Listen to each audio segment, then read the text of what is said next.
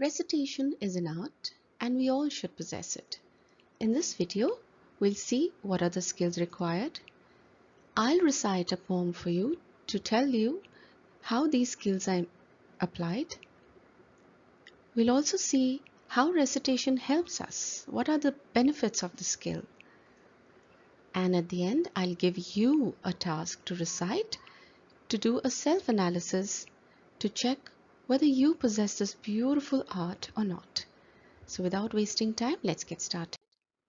Skill breathing, very important. You should know when to hold your breath and when to release, because you will do a lot of modulation and that comes with controlled breathing.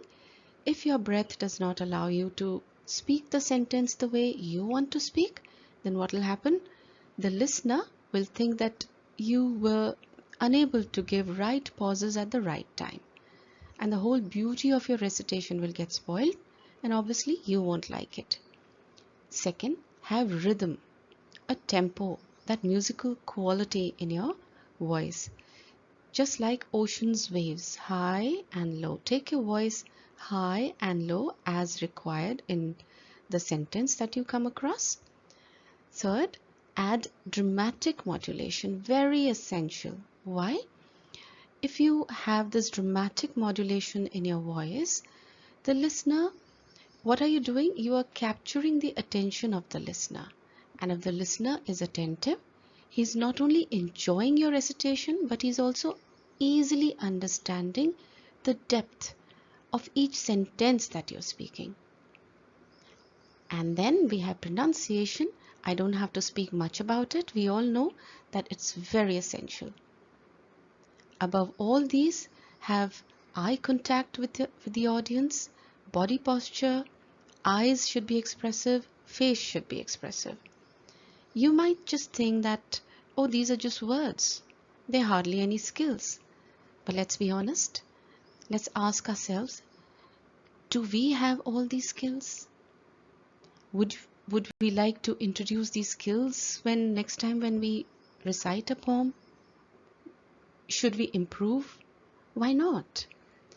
Now I'll take you to my recitation. I'll be reciting this poem, which is called Lord Allen's Daughter. When I was in class 6th, we had this in our syllabus. Now it's in class 9th. A very long poem. You'll get an idea of how to control the breathing and how to express the sentences. Here we go.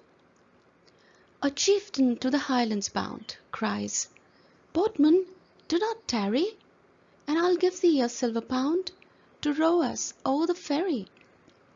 Now who be ye would cross Loch Gyle, this dark and stormy water? Oh, I'm the chief of Alvasile, and this Lord Allen's daughter. And fast before her father's men 3 days we fled together, for should he find us in the glen, my blood would stain the heather.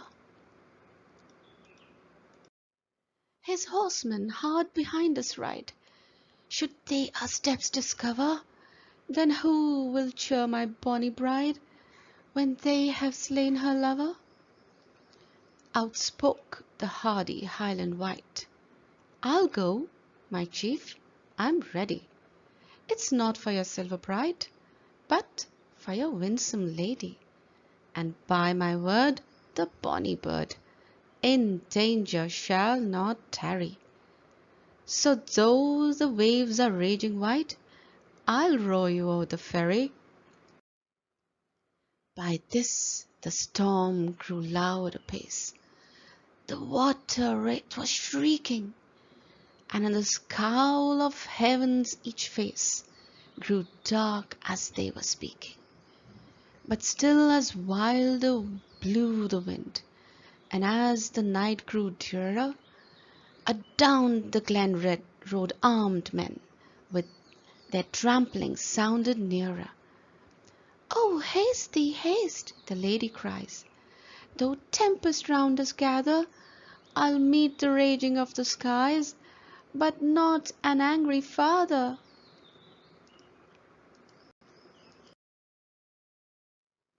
The boat has left a stormy land, a stormy sea before her, when oh, too strong for human hand, the tempest gathered o'er her. And still they rode amidst the roar of waters fast prevailing. Lord Ullin reached that fatal shore, his wrath was changed to wailing. For so dismayed, through storm and shade, his child he did discover. One lovely hand she stretched for aid, and one round her lover. come back, he cried in grief, across the stormy water, and I'll forgive your Highland chief. My daughter, oh, my daughter! 'Twas vain, the loud waves lashed the shore, return or aid preventing. The waters while went o'er his child, and he was left lamenting.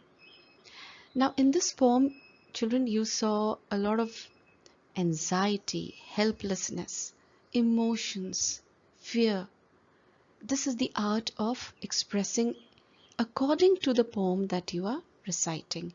I'll just recite two more stanzas from another poem. See the difference. Half a league, half a league, half a league onward, all in the valley of death rode the 600. Forward, the light brigade, charge for the guns, he said. Into the valley of death rode the 600. Did you notice the tempo, the difference in my voice? The modulation was different in the previous one. Here it is different. So this is the art which I want you to develop. Now we will see the benefits of the skill. How does it benefit? It improves your public speaking ability, which is one of the main core skills of the 21st century. You will require public speaking skill in all spheres of your life. Then it fine-tunes your reading, listening, and memorizing skills, which is very good for your brain. And then we have vocabulary. Obviously, when you're reading poems, you're reciting, some words do register in your mind, and those words stay with you forever. So it'll enhance your vocabulary because you will come across many beautiful words. Your articulation will improve. You'll be able to express yourself properly. And then we have reached the recitation task. The task for you is you will recite and record either this poem or another one called Macavity. Do a self-analysis. You can share the recording with your teacher, friends, parents to guide you for improvement. Maybe you possess all these skills. Wonderful. If you don't, and if you have the zeal to improve, please keep the skills in mind and improve. Now we have come to the end to learn about poetic devices. There is a link in my description box. I've made it very simple, easy to understand, personification, imagery, very easy to understand. So click on that link and you will be able to understand some common poetic devices which are used in the poems. English is interesting. Keep learning and keep yourself subscribed for some interesting videos like this. Thanks for watching.